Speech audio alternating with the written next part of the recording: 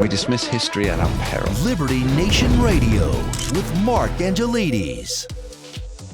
And we're back with Liberty Nation's senior political analyst, Mr. Tim Donner. Now, earlier in the show, we discussed how the House is faring under its new leadership. But next up, I want to dig into the current state of play for America, especially with the President's State of the Union address coming up this week. Now, Tim, first of all, how are you doing? And perhaps slightly more importantly, how is America doing?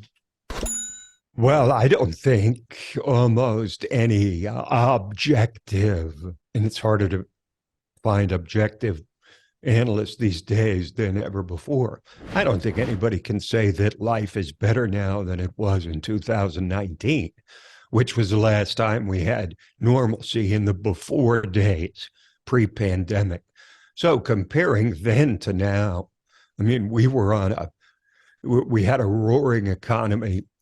Jobs were plentiful, more than could be filled, which is true now, but for different reasons.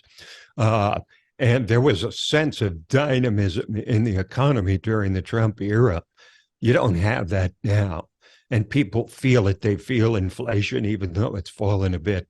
They see the price of eggs, for example, and that is probably emblematic of these low right direction, wrong direction numbers.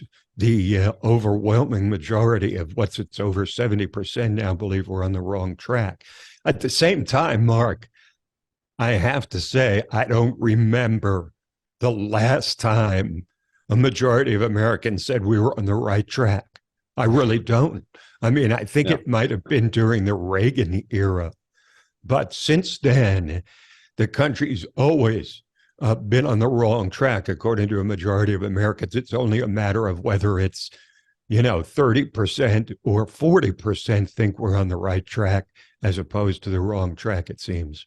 Yeah, it's down to 28% now, which I believe it flirted around the 29, 30, 31 for a few months, but we're back to where we were in November now. And it seems this obviously includes a whole lot of Democrats, but another interesting poll I came across was a Gallup survey on the most important issues facing Americans. And this is always one of my favorite polls of the year. Coming in, number one with a bullet was poor leadership, usurping last year's top issues of inflation and the economy. Now, could it be that folks now see the economic issues they experience as an extension of the leadership that now they're just recognizing could be responsible for those said issues? Does that make any sense at all? Well, I think that you can ascribe a number of characteristics to Joe Biden, but leadership would not be one of them. And I think most people would agree with that. He came to office as a placeholder. He basically said he would be a placeholder to get Trump out and then set the stage for younger Democrats to take hold of the nomination. I think he's rethought that, of course, because once you have the power of the Oval Office, it's very difficult to give it up unless you really want to. Like, for example, Lyndon Baines Johnson in 1968, he'd had it. He was done. There was no way that he could handle being in the Oval Office anymore. Now, there's a lot of people that think that Joe Biden can't handle being in the Oval Office, that he hasn't been able to from the beginning. I mean, there's not a single event, honestly, Mark, that Joe Biden speaks at where he doesn't make some embarrassing gaffe or tell some falsehood that he told before that had already been outed as false, but he tells it anyway. Look, the guy is not seen as a leader. He's seen simply as the guy who was able to take down Trump.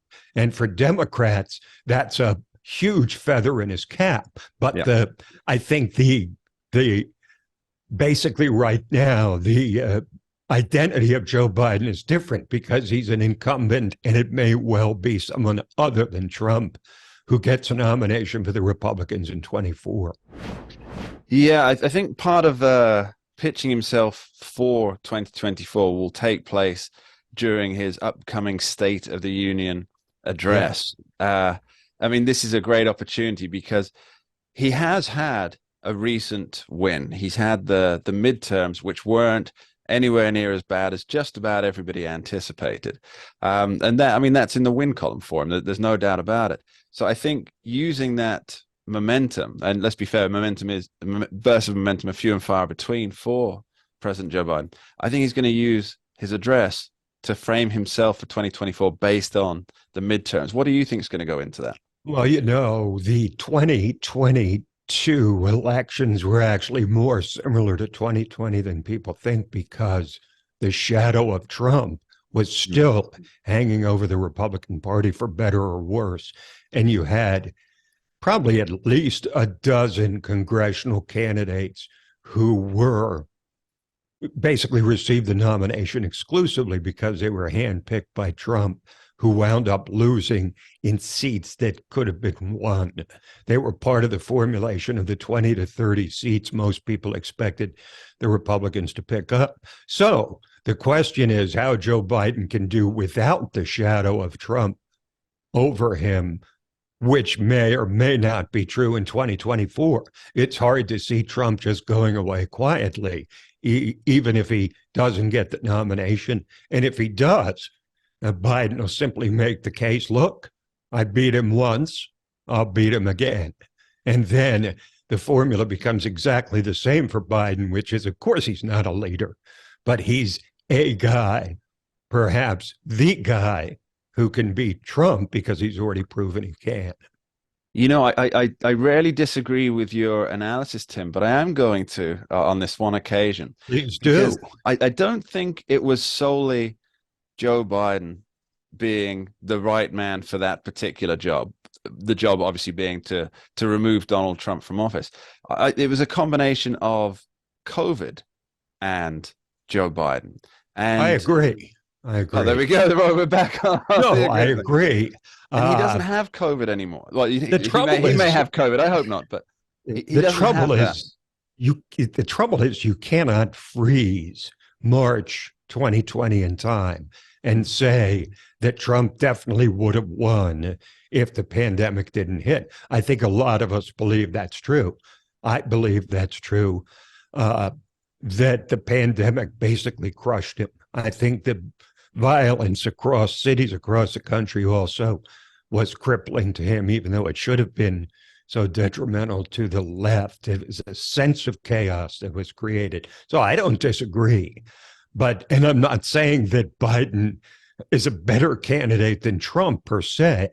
What I'm saying is, given all the circumstances, he was declared the winner of that election, so he can rightly claim to his party and to the anti-Trump forces across the nation that he beat him once. If I was him, if I were him, that's the subjunctive, I would definitely play that card, because that's the best card he has. He can't do it on his leadership. He can't do it.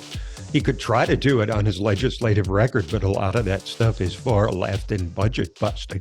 So his best argument, seems to me, is that he can do again what he's already done once. Tim Donner, thanks ever so much for joining us. It's been a pleasure, Mark.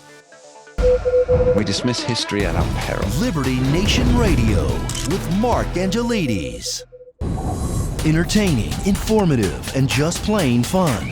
Watch Liberty Nation's The Conservative 5. Produced by conservatives for conservatives. C5's The Left Free Zone. Hosted by Liberty Nation's Lisa K. Donner. Joined by a raucous, irreverent panel of authors. Deconstructing leftist narratives. Debating the hot topics. And remembering to laugh. Join the official conservative safe space. You only did that to piss Jeff off. Liberty Nation's The Conservative 5.